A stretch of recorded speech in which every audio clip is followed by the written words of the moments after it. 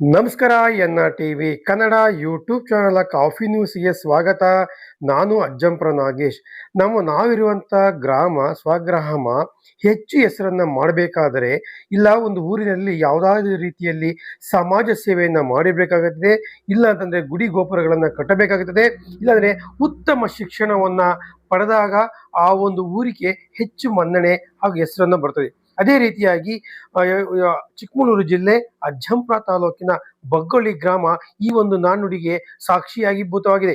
ಏಕೆಂತಂದ್ರೆ ಬಗ್ಗೊಳ್ಳಿ ಗ್ರಾಮದಲ್ಲಿ ಹುಟ್ಟಿ ಒಂದು ಸೈನ್ಯಕ್ಕೆ ಸೇರಿ ಇಡೀ ದೇಶವೇ ಅಂದ್ರೆ ಇಡೀ ದೇಶವ ಸೈನಿಕರಲ್ಲಿ ಲೆಫ್ಟಿನೆಂಟ್ ಜನರಲ್ ಆಗಿ ತಮ್ಮ ಕಾರ್ಯಕ್ಷಮತೆಯನ್ನು ಮೆಚ್ಚುವ ಮೂಲಕವಾಗಿ ಹೆಸರು ತಂದು ಕೊಟ್ಟಂತಹವರೇ ನಮ್ಮ ಲೆಫ್ಟಿನೆಂಟ್ ಜನರಲ್ ರಾಜು ಅವರು. ಇವರು ತಮ್ಮ ಸೈನ್ಯವನ್ನು ಸೇರಿ ಸೈನಿಕ ಇದರಲ್ಲಿ ಉನ್ನತ ಹುದ್ದೆಯಾದಂತಹ ಲೆಫ್ಟಿನೆಂಟ್ ಜನರಲ್ ಹುದ್ದೆಯನ್ನು ಅಲಂಕರಿಸಿ ನಮ್ಮ ಜಿಲ್ಲೆಯ ಮತ್ತು ಗ್ರಾಮದ ಹೆಸರನ್ನು ಮಾಡಿದಂತಹ ಇವರೇ ಲೆಫ್ಟಿನೆಂಟ್ ಜನರಲ್ ರಾಜು ಅವರು.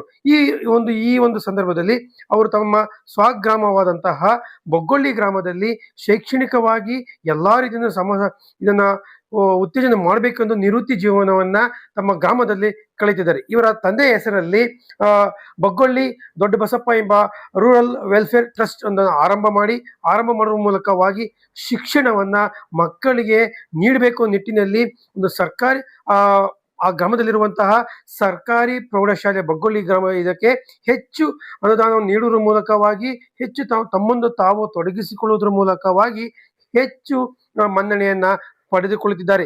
ಇತ್ತೀಚಿನ ದಿನಗಳಲ್ಲಿ ಒಂದು ಲೆಫ್ಟಿನೆಂಟ್ ಜನರಲ್ ಅವರು ಒಂದು ಬಗ್ಗೊಳ್ಳಿ ಸರ್ಕಾರಿ ಪ್ರೌಢಶಾಲೆಗೆ ತಮ್ಮ ತಂದೆಯ ಹೆಸರಿನಲ್ಲಿ ಸಾಕಷ್ಟು ರೀತಿಯಲ್ಲಿ ಕೆಲಸಗಳನ್ನು ಮಾಡ್ತಾ ಇದ್ದಾರೆ. ಅದೇ ರೀತಿಯಾಗಿ ಈಗ ನಾವು ನೋಡೋದಾದರೆ ಒಂದು ಪ್ರಯೋಗಶಾಲೆಯನ್ನ ಪಡ್ಕೊಳ್ತಿರೋದು. ಈ ಒಂದು ಬಗ್ಗೊಳ್ಳಿ ಶಾಲೆ ಹೆಚ್ಚು ಮನೆ ಪಡ್ಕೊಳ್ತದೆ. ಹಾಗೆ ವಾಹನದ ವ್ಯವಸ್ಥೆಯನ್ನ ಇವರು ಪ್ರಾರಂಭದಲ್ಲಿ ಬಂದಾಗ ವಾಹನದ ವ್ಯವಸ್ಥೆಯನ್ನು ಸಹ ಮಾಡಿದ ಚಿತ್ರದಲ್ಲಿ ಕಾಣ್ತದೆ. ಅದೇ ರೀತಿಯಾಗಿ ಅವರ ಸ್ನೇಹಿತರಾದ ಡಾಕ್ಟರ್ ಕುಲಕರ್ಣಿ ಅವರ ಒಂದು ಸಹಯೋಗದೊಂದಿಗೆ ಒಂದು ಬಗ್ಗೊಳ್ಳಿ ಗ್ರಾಮ ಒಂದು ಪ್ರೌಢಶಾಲೆಯಲ್ಲಿ ಉತ್ತಮವಾದಂತಹ ವಿಜ್ಞಾನ ಪ್ರಯೋಗಶಾಲೆಯ ಕಂಪ್ಯೂಟರ್ ಲ್ಯಾಬು, ಹಾಗೆ ಗಣಿತ ಲ್ಯಾಬು, ಹಾಗೆ ಒಂದು ಲೈಬ್ರರಿಯನ್ನ ಸುಸಜ್ಜಿತವಾಗಿ ಇದು ಮಾಡಿರೋ ಚಿತ್ರದಲ್ಲಿ ಕಾಣ್ತಿದ್ದೇವೆ. ಈಗ ವೀಕ್ಷಣೆ ಮಾಡ್ತಿರೋದು ಈ ಒಂದು ಕೊಠಡಿಯನ್ನ ಬಿಒದಂತ ಪರಶುರಾಮರವರು ಈ ಒಂದು ಉದ್ಘಾಟನೆ ಮಾಡುವ ಮೂಲಕವಾಗಿ ಇದು ನೀಡಿದಂತ ಕೊಡುಗೆಯನ್ನ ಎಲ್ಲರಿಗೂ ಸಹ ಸಾರ್ವಜನಿಕರಿಗೆ ಮಕ್ಕಳಿಗೆ ಅನುಕೂಲವಾಗಂತೆ ಇದನ್ನ ಉದ್ಘಾಟನೆ ಮಾಡಿದ ಚಿತ್ರದಲ್ಲಿ ಕಾಣ್ತಾ ಇರೋದು ಸೈನ್ಸ್ ಲ್ಯಾಬ್ ಅನ್ನ ಉದ್ಘಾಟನೆ ಮಾಡಿರೋದು ಚಿತ್ರದಲ್ಲಿ ಕಾಣ್ತಿದ್ದೇವೆ. ಅದೇ ರೀತಿಯಾಗಿ ತದನಂತರದಲ್ಲಿ ಉದ್ಘಾಟನೆಗೆ ಆಗಮಿಸಿದಂತಹ ಬಿಒಗಳನ್ನ ಹೃದಯ ಸ್ಪರ್ಶಿಯಾಗಿ ಲೆಫ್ಟಿನೆಂಟ್ ಜನರಲ್ ಅವರನ್ನ ಸನ್ಮಾನ ಮಾಡುವ ಚಿತ್ರದಲ್ಲಿ ಕಾಣ್ತಾ ಇದ್ದೇವೆ. ಒಟ್ಟಾರೆಯಾಗಿ ಕಾರ್ಯಕ್ಷಮತೆ ಮಾಡಿರುವಂತಹ ನಮ್ಮ ಲೆಫ್ಟಿನೆಂಟ್ ಜನರಲ್ ಆದ ರಾಜು ಸರ್ ಅವರು ಈ ರೀತಿಯಾಗಿ ತಮ್ಮ ಅನಿಸಿಕೆ ಅಭಿಪ್ರಾಯಗಳನ್ನು ವ್ಯಕ್ತಪಡಿಸಿದ್ದಾರೆ. ನಿವೃತ್ತಿ ಬಂದ ಮೇಲೆ ನಮ್ಮ ಗ್ರಾಮಕ್ಕೆ ಬಂದು ಒಂದು ಶಾಲೆ ಶಿಕ್ಷಣ ಬಗ್ಗೆ ಹೆಚ್ಚಿನ ಮಹತ್ವ ಪಡ್ಕೊಂಡು ತುಂಬಾ ಡೆವಲಪ್ ಮಾಡ್ತಾ ಇದ್ದೀರಾ. ಅದರಲ್ಲೂ ಸಹ ಈಗ ಇವತ್ತಿನ ವಿಜ್ಞಾನ ಕ್ಷೇತ್ರದಲ್ಲಿ ತುಂಬಾ ಇದು ಮಾಡ್ತಿದ್ದಾರೆ. ಅದಕ್ಕೆ ತಾವು ಏನು ಹೇಳ್ತೀವಿ? Thank you. ನೀವು ಬಂದಿದ್ದಕ್ಕೆ ಈ ಪ್ರಶ್ನೆ ಭಾಳ ಇಂಪಾರ್ಟೆಂಟು. 2 ವರ್ಷ ರಿಟೈರ್ಮೆಂಟ್ ಆದಮೇಲೆ ನಮ್ಮ ಹಳ್ಳಿ ಬಗ್ವಳ್ಳಿಯಲ್ಲಿ ಬಂದು ಸೆಟ್ಲ್ ಆಗಿದ್ದೀವಿ. ಈ ಶಾಲೆ ಸ್ಟಾರ್ಟ್ ಆಗೋಕ್ಕೆ ನಮ್ಮ ತಂದೆ ಭಾಳ ಕಷ್ಟಪಟ್ಟಿದ್ರು 20 ವರ್ಷದ ಹಿಂದೆ. ಆಮೇಲೆ ಒಂದು ಟ್ರಸ್ಟ್ ಅಂತಲೂ ಮಾಡಿದರು, ಬಗ್ಗವಳ್ಳಿ ದೊಡ್ಡ ಸೊಮ್ಮಪ್ಪ ರೂರಲ್ ವೆಲ್ಫೇರ್ ಟ್ರಸ್ಟ್ ಅಂತ. ಸೊ ಆ ಟ್ರಸ್ಟ್ನ ಮುಖಾಂತರ ನಾವು ಮೊದಲು ನಮ್ಮ ತಂದೆ ಕೆಲಸ ಸ್ಟಾರ್ಟ್ ಮಾಡೋದ್ರಿಂದ ಈಗ ಮುಂದೆ ತೊಗೊಂಡು ಹೋಗ್ತಾ ಇದ್ದೀವಿ. ಆ ಪ್ರಕ್ರಿಯೆಯಲ್ಲಿ ಇವತ್ತು ನಾವು ಒಂದು science lab, maths lab, teaching aid facilities ಇವೆಲ್ಲ ಓಪನ್ ಮಾಡ್ತಾ ಇದ್ದೀವಿ. ಜೊತೆಗೆ ಒಂದು ಕಂಪ್ಯೂಟರ್ ರೂಮು ಪ್ಲಸ್ ಒಂದು ಆಡಿಟೋರಿಯಮ್ಮು ಎಲ್ಲ ಸೇರಿ ಒಂದು 5 ಫೆಸಿಲಿಟೀಸ್ ಇವತ್ತು ಇನಾಗ್ರೇಷನ್ ಆಗ್ತಾ ಇದೆ.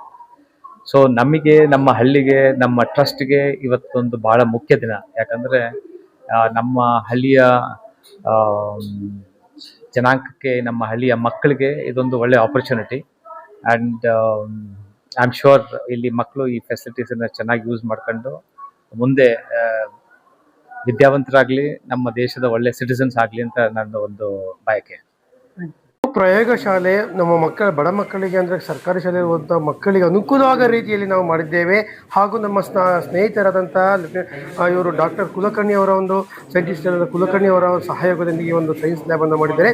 ಇದರೊಟ್ಟಿಗೆ ನೋಡೋದಾದರೆ ಇವರ ಶ್ರೀಮತಿಯೂ ಸಹ ಶಕುಂತಲಾ ರಾಜು ಅವರವರು ಸಹ ಮಕ್ಕಳಿಗೆ ಸ್ಪೋಕನ್ ಇಂಗ್ಲೀಷನ್ನು ಮಾಡ್ತಿರೋದನ್ನು ಕಾಣ್ತಿದ್ದೇವೆ. ಅದೇ ರೀತಿಯಾಗಿ ಪ್ರತಿಯೊಂದು ಸೈನ್ಸ್ ಲ್ಯಾಬನ್ನು ಇದನ್ನು ಉದ್ಘಾಟನೆ ಮಾಡುವ ವಿಷಯದಲ್ಲಿ ಕಾಣ್ತಿದೆ. ಇದಕ್ಕೆ ಸಾರ್ವಜನಿಕರು ಸಹ ಇದ್ದಾರೆ, ಪತ್ರಕರ್ತರು ಸಹ ಇದಕ್ಕೆ ಸಾಕ್ಷಿಭೂತರಾಗಿದ್ದಾರೆ ನೋಡ್ತಾ ಇರೋದು. ಮಕ್ಕಳಿಗೆ ಅನುಕೂಲವಾಗುವಂತಹ ಸೈನ್ಸ್ ಇದಕ್ಕೆ ಬರುವಂತಹ ಪರಿಕರಗಳನ್ನು ನಾವು ಚಿತ್ರದಲ್ಲಿ ನೋಡ್ತಾ ಇದ್ದೇವೆ. ಇದರಿಂದ ಮಕ್ಕಳಿಗೆ ಸಾಕಷ್ಟು ಅನುಕೂಲ ಆಗ್ತಿದೆ. ಅದೇ ರೀತಿಯಾಗಿ ಕೃತಿಕಾ ಅವರವರು ಒಂದು ಸಿಬ್ಬಂದಿ ವರ್ಗದವರಿಗೆ ಒಂದು ಮಾರ್ಗದರ್ಶನ ಮತ್ತು ಅವರಿಗೆ ಕೋಚಿಂಗನ್ನು ಕೊಡ್ತಿರೋದು ಇದರಲ್ಲಿ ಕಾಣ್ತಾ ಇದ್ದೇವೆ. ಹಾಗೆಯೇ ಈ ಒಂದು ಸೈನ್ಸ್ ಅಂದರೆ ಮ್ಯಾಥಮೆಟಿಕ್ಸ್ಗೆ ಸಂಬಂಧಪಟ್ಟಂತೆ, ಗಣಿತಕ್ಕೆ ಸಂಬಂಧಪಟ್ಟಂತಹ ಇವುಗಳನ್ನು ಸಹ ನಾವು ಪರಿಕರಗಳನ್ನು ಸಹ ಇಲ್ಲಿ ಕಾಣ್ತಾ ಇದ್ದೇವೆ. ಒಟ್ಟಾರೆಯಾಗಿ ಒಂದು ಬಗ್ಗೋಳಿಯ ಪ್ರೌಢಶಾಲೆಯ ಮಕ್ಕಳು ಸಹ ಈ ಒಂದು ಸೌಲಭ್ಯವನ್ನು ಸುಸೂತ್ರವಾಗಿ ಪಡೆದುಕೊಳ್ಳಿ. ಹಾಗೆಯೇ ಕಂಪ್ಯೂಟರ್ ವ್ಯವಸ್ಥೆಯನ್ನು ಸಹ ಈ ಚಿತ್ರದಲ್ಲಿ ಮಾಡಿದ್ದಾರೆ. ಈಗ ನೋಡಿ, ಡಾಕ್ಟರ್ ಕುಲಕರ್ಣಿ ಅವರು ಈ ಕೊಠಡಿಯನ್ನು ಉದ್ಘಾಟಿಸಿದರು. ನಮಗೆ ಆವಾಗ ಇಂಥ ಸೌಲಭ್ಯಗಳಿಲ್ಲ, ಈ ಮಕ್ಕಳಿಗೆ ಇಂಥ ಸೌಲಭ್ಯಗಳು ದೊರೆಯುತ್ತಿರುವುದು ಒಂದು ಸಂತೋಷಕರದ ವಿಚಾರ. ಆದ್ದರಿಂದ ಎಲ್ಲರೂ ಸಹ ಗಣಕಯಂತ್ರದ ಒಂದು ಜ್ಞಾನವನ್ನು ಹೊಂದಬೇಕು ಎಂಬುದು ರಾಜು ಅವರ ಅಭಿಪ್ರಾಯ ಆಗಿದ್ದು, ಅದರಂತೆ ಇಲ್ಲಿ ಪ್ರಾಥಮಿಕ ಶಾಲಾ ಮಕ್ಕಳು ಸಹ ನೀವು ಒಂದು ಕ್ರೀಡೆಯನ್ನು ಆಯೋಜನೆ ಮಾಡಿಕೊಂಡು ಈ ಒಂದು ಸದುಪಯೋಗವನ್ನು ಪಡ್ಕೊಳ್ಳಿ ಅಂತ ಅಲ್ಲೇ ಇದ್ದಂತಹ ಮುಖ್ಯೋಪಾಧ್ಯಾಯರಿಗೆ ಒಂದು ಕಿವಿಮಾತನ್ನು ಲೆಫ್ಟಿನೆಂಟ್ ಜನರಲ್ ಅಂತ ರಾಜು ಅವರು ಮಾಹಿತಿಯನ್ನು ನೀಡ್ತಾ ಇದ್ದಾರೆ. ಹಾಗೆ ಸಾರ್ವಜನಿಕರು ಸಹ ಮಾಹಿತಿಯನ್ನು ನೀಡುವುದರಲ್ಲಿ ಒಂದು ಎರಡು ದಿನ ಕೊಡಿ, ಅವರು ಎಕ್ಸ್ಪೆರಿಮೆಂಟ್ ಮಾಡಿ ಕಲಿಸ್ತಾರೆ. ಎಷ್ಟು ಸ್ಕೂಲಲ್ಲಿ ಒಂದು ತಿಂಗಳಲ್ಲಿ ಟೀಚರಿಗೆ ಕಳಿಸ್ತಾರೆ. ಟೀಚರ್ ಹೀಗಲ್ಲಮ್ಮ ಹೀಗೆ ಅಂತ ಕಲ್ಕೊಡ್ತಾರೆ, ಬಿಟ್ಬಿಟ್ಟು ಮಾಡ್ಲಿಕ್ಕೆ ಒಳ್ಳೆ ಅವಕಾಶ ಮಕ್ಕಳಿಗೆ.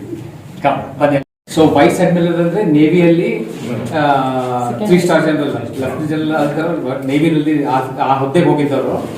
ಅವ್ರಿಗೆ ಅವ್ರ ಗುರುಗಳು ಇವರಿಗೆ ಅವ್ರ ಹೆಸರಿನಲ್ಲಿ ಇದನ್ನ ಕೊಟ್ಟಿದ್ದು. 82 ವರ್ಷ ಅವರಿಗೆ. ಅಷ್ಟು 78 ಸರ್ ಬಿಗ್ ಏಜ್. ಏನಾದರೂ ಸಾಧನೆ ಮಾಡಬಹುದು. ಮಕ್ಕಳಿಗೆ ಇವೆಲ್ಲ ಅವಕಾಶಗಳಿಂದ ವಂಚಿತ ಆಗಿದ್ರು. ಈ ಅವಕಾಶಗಳನ್ನು ಕೊಟ್ಟಾಗ ನಾವು ಅದನ್ನು ಗರಿಷ್ಠ ಪ್ರಮಾಣದಲ್ಲಿ ಬಳಸಿಕೊಂಡು ಮುಂದೆ ಅವರ ಫ್ಯೂಚರನ್ನು ಪ್ಲಸ್ ಈ ಫೆಸಿಲಿಟೀಸ್ ಯೂಸ್ ಮಾಡಿ ಟೀಚರ್ಸ್ ನಿಂತಿದ್ದಾರೆ. ತದನಂತರ ಉದ್ಘಾಟನೆಯಾದಂಥ ಕೊಠಡಿಗಳನ್ನು ತಾನು ಸಭೆಯನ್ನು ಮಾಡುವ ಮೂಲಕವಾಗಿ ಹೇಗೆ ಮಾಡಬೇಕು, ಹೇಗೆ ಇದು ಮಾಡಬೇಕು ಅಂತ ಒಂದು ಕಾರ್ಯಕ್ರಮ ಉದ್ಘಾಟನೆಯನ್ನು ಲೆಫ್ಟಿನೆಂಟ್ ಜನರಲ್ ಆದಂತಹ ರಾಜು ಅವರು ಹಾಗೆ ಡಾಕ್ಟರ್ ಕುಲಕರ್ಣಿ ಅವರು ಹಾಗೆ BO ಪರಶುರಾಮ್ ಉದ್ಘಾಟಿಸಿದರು. ಈ ಒಂದು ಸಂದರ್ಭದಲ್ಲಿ ಒಂದು ಚಿಕ್ಕ ಪ್ರಯೋಗವನ್ನು ಮಾಡುವುದರ ಮೂಲಕವಾಗಿ ಒಂದು ಉದ್ಘಾಟನೆ ಮಾಡಿದ್ದು ಎಲ್ಲರ ಮಕ್ಕಳಲ್ಲಿ ಒಂದು ಸಂತೋಷ ಕಾಣ್ತಾ ಇದ್ದೇವೆ. ಉದ್ಘಾಟನಾ ಕಾರ್ಯಕ್ರಮದಲ್ಲಿ ಒಂದು ಪ್ರಯೋಗವನ್ನು ಮಾಡುವುದರ ಮೂಲಕವಾಗಿ ಮಕ್ಕಳಿಗೆ ತೋರಿಸುವುದರ ಮೂಲಕವಾಗಿ ಈ ಕಾರ್ಯಕ್ರಮವನ್ನು ಪ್ರಯೋಗಶಾಲೆಯ ಉದ್ಘಾಟನೆ ಮಾಡುವುದರ ಮೂಲಕವಾಗಿ ಒಂದು ಪ್ರಯೋಗವನ್ನು ಮಾಡುವುದು ಎಲ್ಲರ ಮಕ್ಕಳ ಒಂದು ಮೆಚ್ಚುಗೆಗೆ ಹಾಗೂ ಸಾರ್ವಜನಿಕರ ಮೆಚ್ಚುಗೆಗೆ ಪಾತ್ರರಾಗಿ ಕಾಣ್ತಿದ್ದೇವೆ. ಇದೇ ರೀತಿಯಾಗಿ ಬಂದಂತಹ ಮುಖ್ಯ ಅತಿಥಿಗಳಿಂದ ಒಂದೊಂದು ಕೆಮಿಕಲ್ ಅನ್ನು ಹಾಕುವುದರ ಮೂಲಕವಾಗಿ ಯಾವ ರೀತಿಯಾಗಿ ಅದು ರಿಯಾಕ್ಷನ್ ಆಗುತ್ತದೆ ಎಂಬುದರ ಬಗ್ಗೆ ಸೂಕ್ಷ್ಮವಾಗಿ ಇಲ್ಲಿ ಕಾರ್ತಿಕ್ ಅವರು ತೋರಿಸ್ತಿದ್ದಾರೆ. ಈಗ ನೆಕ್ಸ್ಟ್ ಇದರ ಬಗ್ಗೆ ಕೃತಿಕಾ ಅವರು ಮಾಹಿತಿಯನ್ನು ನೀಡ್ತಿದ್ದು ನೋಡಿ ಹೇಗೆ ಒಂದು ಕಾರ್ಯಕ್ರಮವನ್ನು ಉದ್ಘಾಟನೆ ಮಾಡುವುದು. ಏಕೆಂದರೆ ನಾವು ನೀರು ಹಾಕುವುದು, ಆದರೆ ಈ ಕಾರ್ಯಕ್ರಮವನ್ನು ಸೈನ್ಸನ್ನು ಪ್ರಯೋಗವನ್ನು ಮಾಡುವ ಮೂಲಕವಾಗಿ ಮಕ್ಕಳಿಗೆ ಎಲ್ಲರ ಮಕ್ಕಳ ಕೇಂದ್ರೀಕೃತವಾಗಿರುವುದು ಹೇಳಬಹುದಾಗಿದೆ. ತಾವೆಲ್ಲರೂ ನೋಡಿದ್ರು, ನಮ್ಮ 1966ರಲ್ಲಿ ಒಂದು ಶಿಕ್ಷಣ ಆಯೋಗ ಬರ್ತದೆ. ಅದು ಕೊಠಾರಿ ಶಿಕ್ಷಣ ಆಯೋಗ ಅಂತ. ಅವರು ಮೊದಲನೇ ಲೈನೇ ಹೇಳ್ತದೆ, ಅದು ಈ ದೇಶದ ಭವಿಷ್ಯ ನಿರ್ಮಾಣ ಆಗುವುದು ಶಾಲಾ ಕೊಠಡಿಯಲ್ಲಿ ಅಂತ. ಅದು ಇವತ್ತು ಇದೆಲ್ಲವನ್ನು ನಾವೆಲ್ಲ ನೋಡಿದಾಗ ಇದು ಸಾರ್ಥಕ, ಅವರ ಸ್ಟೇಟ್ಮೆಂಟು ಸಾರ್ಥಕತೆಯನ್ನು ಕಾಣ್ತದೆ. ಈಗಾಗಲೇ ನಾವು ನಮ್ಮ ಈ ಶಿಕ್ಷಣವನ್ನು ಅಭಿವೃದ್ಧಿಪಡಿಸಲಿಕ್ಕೆ ಬಹಳಷ್ಟು ಟ್ರಯಲ್ ಆ್ಯಂಡ್ ಎರರ್ ಭಾರತ್ ಅಂತಕ್ಕಂಥದ್ದು ಒಂದು ಕೇಂದ್ರ ಸರ್ಕಾರದ ಅಡಿಯಲ್ಲಿ ಈ ಸರ್ವತೋಮುಖ ಅಭಿವೃದ್ಧಿಯನ್ನು ಮಾಡಬೇಕು, ಶಾಲಾ ಶಿಕ್ಷಣದಲ್ಲಿ ಗುಣಮಟ್ಟವನ್ನು ತಂದು ಕಾಯ್ದುಕೊಡಬೇಕು ಅಂತಕ್ಕಂಥ ನಿಟ್ಟಿನಲ್ಲಿ ಬುನಾದಿ ಸಾಕ್ಷರತೆ ಮತ್ತು ಸಂಖ್ಯಾಜ್ಞಾನ 3ನೇ ತರಗತಿವರೆಗಿನ ಮಕ್ಕಳು, 9 ವರ್ಷದ ಒಳಗಿನ ಮಕ್ಕಳು ಅವರು ಸ್ಪಷ್ಟವಾಗಿ ಓದಬೇಕು, ಓದಿದ್ದನ್ನು ತಪ್ಪಿಲ್ಲದೆ ಬರೀಬೇಕು. ಆ ಒಂದು ಕಾನ್ಸೆಪ್ಟ್ನಲ್ಲಿ ಕಲಿಯ ಪ್ರಜೆಗಳಾಗಲಿಕ್ಕೆ ಬೇಕಾಗಿರ್ತಕ್ಕಂಥ ಅರ್ಹತೆಗಳನ್ನು ಈ ಶಾಲೆಯಲ್ಲಿ ಕಲಿತಾರೆ. ಕಲಿತ ನಂತರ ಮುಂದಿನ ತರಗತಿಗೆ ಹೋಗಿ ಒಳ್ಳೊಳ್ಳೆ ಡಾಕ್ಟರ್ ಆಗ್ತಾರೆ, ಇಂಜಿನಿಯರ್ ಆಗ್ತಾರೆ, ನಿಮ್ಮ ರಾಜು ಸರ್ ಆಗಿ ಲೆಫ್ಟಿನೆಂಟ್ ಜನರಲ್ ಆಗ್ತಾರೆ. ಅವರು ಮುಂದೆ ಉನ್ನತ ಹುದ್ದೆಯನ್ನು ಗಳಿಸ್ತಾರೆ. ಅವರೆಲ್ಲ ಈ ಮೂಲತಃ ಶಾಲೆಯಿಂದಲೇ ಹೋಗಿರೋದು. ಈ ಒಂದು ಸಮಾಜದ ಅಂಗ ಅಂತ ಹೇಳಿದ್ರೆ ಅಲ್ಲಿಂದ ನಿರ್ಮಾಣ ಮಾಡಿ ಈ ಸಮುದಾಯದ ಮತ್ತು ಇವೆಲ್ಲರನ್ನು ಆಕರ್ಷಣೆ ಮಾಡಿ ಇಲ್ಲಿ ಕಟ್ತಕ್ಕಂಥ ಕೆಲಸ ಈ ಊರಲ್ಲಿ ಆಗ್ತದೆ. ಹಾಗಾಗಿ ಈ ಊರಿನ ಜನರು ಕೂಡ ಪ್ರಾಮಾಣಿಕವಾಗಿ ಪ್ರಯತ್ನ ಮಾಡಿ ಈ ಶಾಲೆ ಕೇವಲ ಇಲಾಖೆದಲ್ಲಿದ್ದು ಇದು ಗ್ರಾಮದ ಸ್ವತ್ತು, ಸಾರ್ವಜನಿಕರ ಆಸ್ತಿ ಇದು. ಹಾಗಾಗಿ ಇದನ್ನು ಅವ್ರು ಹೇಳಿದರು ಭಾನುವಾರವೂ ಕೂಡ ನಾವು ಇಲ್ಲಿ ತೆರೆದಿಡ್ತೇವೆ ಅಂತೇಳಿ. ಹಾಗಾಗಿ ಶಿಕ್ಷಕರು ಪ್ರಾಥಮಿಕ ಶಾಲೆ ಇರ್ಬೋದು, ಪ್ರೌಢಶಾಲೆ ಇರ್ಬೋದು, ನೀವು ನಿಮ್ಮ ಮಕ್ಕಳನ್ನು ಇಲ್ಲಿ ತೊಡಗಿಸ್ಕೊಳ್ಬೇಕು, ನೀವು ಅಪ್ಡೇಟ್ ಆಗಬೇಕು. ಇಲ್ಲಿ ಏನೇನಿದೆ ಅನ್ನೋದನ್ನು ನೀವು ಪ್ರಚಾರವನ್ನು ಮಾಡಬೇಕು. ನೀವು ಮಕ್ಕಳಿಗೆ ಸಾಧ್ಯವಾದ ಸಮಯದಲ್ಲಿ ಇಲ್ಲಿ ಮಕ್ಕಳನ್ನ ಕಳಿಸಿ ಇವೆಲ್ಲ ಪುತ್ರನನ್ನು ನಮ್ಮ ದೇಶಕ್ಕೆ ಕೊಟ್ಟದ್ದು. ಆಮೇಲೆ ಅದಕ್ಕೂ ಮುಖ್ಯ ಅಂದರೆ ಅವ್ರು ರಿಟೈರ್ ಆದಮೇಲೆ ದಿಲ್ಲಿಯಲ್ಲೋ ಬೆಂಗಳೂರಿನಲ್ಲೋ ಅಥವಾ ಅಮೆರಿಕಾದಲ್ಲಿ ಆರಾಮಾಗಿ ಇರೋ ಬದಲು ಈ ಊರಲ್ಲಿ ಬಂದು ನಿಮಗೆ ಸಹಾಯ ಮಾಡಲಿಕ್ಕೆ ಬಂದಿದ್ದಾರೆ. ಹಾಗಾಗಿ ಅವರು ಸಹಾಯ ಪಡೆದು ಈ ಊರನ್ನು ಕಟ್ಟಿ ಇಲ್ಲಿಂದ ಒಳ್ಳೆ ವಿದ್ಯಾರ್ಥಿಗಳನ್ನು ಇದು ಮಾಡಿ. ಯಾಕಂದರೆ 30 ವರ್ಷದ ಹಿಂದೆ ಯಾರೂ ತಿಳಿದಿದ್ದಿಲ್ಲ. ಬಗ್ವಳ್ಳಿ ಹುಡುಗರೊಬ್ಬರು ಹೋಗಿ ಜನರಲ್ ಆಗ್ತಾರೆ, ಬಗ್ವಳ್ಳಿಯಿಂದ ಒಬ್ಬ ನೊಬೆಲ್ ಲಾರೆಟ್ ಬರಬೇಕಾದ್ರೆ ಬರ್ತಾನೆ ಅಂತ ಹೇಳಿದ್ರೆ ನೀವು ನಂಬೋದು, ಆದರೆ ಬರ್ಲಿಕ್ಕೆ ಸಾಧ್ಯವಿದೆ. ಅದಕ್ಕಾಗಿ ನಾವೆಲ್ಲ ಎಷ್ಟು ಪ್ರಯತ್ನ ಮಾಡೋದು.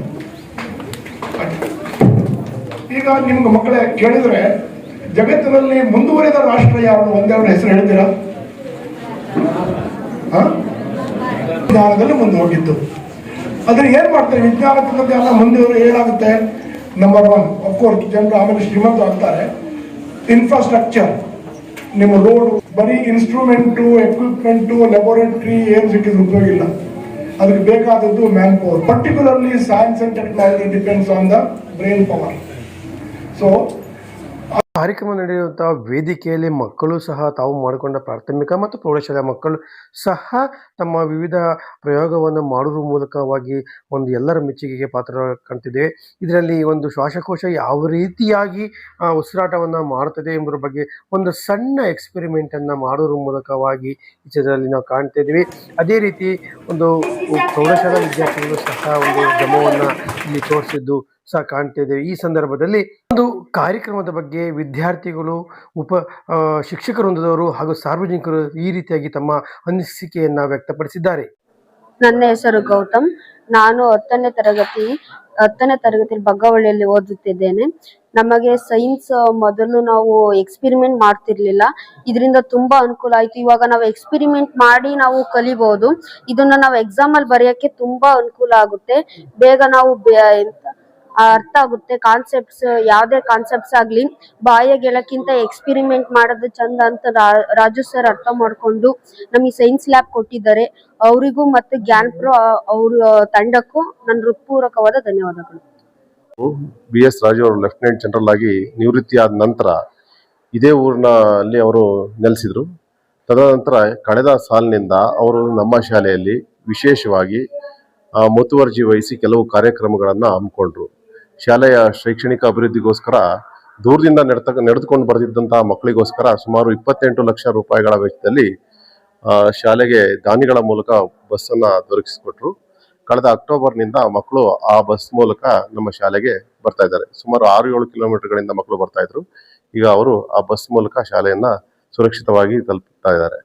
ತದನಂತರ ಶಾಲೆಯ ಸುತ್ತಲಿನ ಆವರಣವನ್ನ ಸ್ವಚ್ಛ ಮಾಡಲಿಕ್ಕೆ ಅಥವಾ ಸುತ್ತ ಕಾಂಕ್ರೀಟೀಕರಣಗೊಳಿಸಲಿಕ್ಕೆ ಸುಮಾರು 21 ಲಕ್ಷ ರೂಪಾಯಿಗಳ ವೆಚ್ಚದಲ್ಲಿ MRPL ಅನುದಾನದಲ್ಲಿ ಶಾಲೆಯ ಸುತ್ತಲಿನ ಪರಿಸರವನ್ನ ಕಾಂಕ್ರೀಟೀಕರಣಗೊಳಿಸಿಕೊಟ್ಟಿದ್ದಾರೆ. ಶಾಲೆಯ ಮೇಲ್ಭಾಗದಲ್ಲಿ ಸುಮಾರು 7 ಕೊಠಡಿಗಳು ಮಳೆಗಾಲದಲ್ಲಿ ನೀರಿನಿಂದ ಸೋರ್ತಾ ಇದ್ವು. ಅವುಗಳ ಮೇಲ್ಛಾವಣಿಗೆಯನ್ನ ದುರಸ್ತಿಪಡಿಸಿ ಅಲ್ಲಿ ಮೇಲೆ 3 ಕೊಠಡಿಗಳನ್ನು ನಿರ್ಮಾಣ ಮಾಡಿದ್ದಾರೆ. ಮೊದಲನೇ ಕೊಠಡಿಯಲ್ಲಿ ಗಣಿತದ ಒಂದು ಲ್ಯಾಬ್ ನೀವು ನೋಡ್ತಾ ಇದ್ದೀರಾ. ನಂತರ ಪಕ್ಕದ ಒಂದು ಕೊಠಡಿಯಲ್ಲಿ ಟೀಚಿಂಗ್ ಏಡ್ಸ್ ಒಂದು ಕೊಠಡಿಯನ್ನ ಅಲ್ಲಿ ನಿರ್ಮಾಣ ಆಗಿದೆ. ಅದರ ನಂತರ ಒಂದು ಆಡಿಟೋರಿಯಂ ಅನ್ನು ಕೂಡ ನಿರ್ಮಾಣ ಆಗಿದೆ. ಈ ಮ್ಯಾಥ್ಸ್ ಲ್ಯಾಬ್ ಸುಮಾರು 1 ಲಕ್ಷ ರೂಪಾಯಿಗಳ ವೆಚ್ಚದಲ್ಲಿ ಈಗ ಈ ಒಂದು ಎಲ್ಲಾ ಕಾರ್ಯಕ್ರಮಗಳು ಸುಮಾರು 1 ಕೋಟಿ ರೂಪಾಯಿಗಳ ವೆಚ್ಚದಲ್ಲಿ ಈ ಒಂದು ಕಾರ್ಯಕ್ರಮಗಳ ಜಾರಿಗೊಳಿಸಿದ್ದಾರೆ. ಮಕ್ಕಳ ಈ ಒಂದು ಶೈಕ್ಷಣಿಕ ಅಭಿವೃದ್ಧಿಗಾಗಿ ಅವರು ಹಗಲು ರಾತ್ರಿ ಈ ಕಾರ್ಯಕ್ರಮಗಳಲ್ಲಿ ಮೂಲಕ ಶ್ರಮಿಸ್ತಾ ಇದ್ದಾರೆ. ಈ ಎಲ್ಲಾ ಕಾರ್ಯಕ್ರಮಗಳ ಈ ಎಲ್ಲ ಕಾರ್ಯಕ್ರಮಗಳನ್ನ ಮಾಡಿಕೊಟ್ಟಂತ ಶ್ರೀಯುತ BS ರಾಜು ಅವರಿಗೆ ನಾನು ಬಗ್ಗೋಳಿ ಗ್ರಾಮಸ್ಥರು ಹಾಗೂ ಈ ಶಾಲೆಯ STMC ಶಿಕ್ಷಕ ವೃಂದದ ಹಾಗೂ ವಿದ್ಯಾರ್ಥಿಗಳ ಪರವಾಗಿ ಅವರಿಗೆ ಕೃತಜ್ಞತೆಗಳನ್ನ ಸಲ್ಲಿಸಲಿಕ್ಕೆ ಬಯಸ್ತೀನಿ, ಅವರಿಗೆ ಅಭಿನಂದನೆಗಳನ್ನು ಸಲ್ಲಿಸಲಿಕ್ಕೆ ಬಯಸ್ತೀನಿ. ಅವರು ಏನು ಈ ಸೌಲಭ್ಯಗಳನ್ನು ನಮಗೆ ಕಲ್ಪಿಸಿಕೊಟ್ಟಿದ್ದಾರೆ, ಈ ಎರಡೂ ಶಾಲೆಗಳು, ಪ್ರಾಥಮಿಕ ಶಾಲೆ ಮತ್ತು ಹೈಸ್ಕೂಲ್ನವರು, ಈ ಎಲ್ಲಾ ಸೌಲಭ್ಯಗಳನ್ನು ನಾವು ಸದುಪಯೋಗ ಪಡಿಸಿಕೊಂಡು ಮಕ್ಕಳ ಶೈಕ್ಷಣಿಕ ಅಭಿವೃದ್ಧಿಗೆ ಶ್ರಮಿಸ್ತೀವಿ ಅಂತ ಹೇಳಿ ತಿಳಿಸ್ಲಿಕ್ಕೆ ಬಯಸ್ತೀನಿ.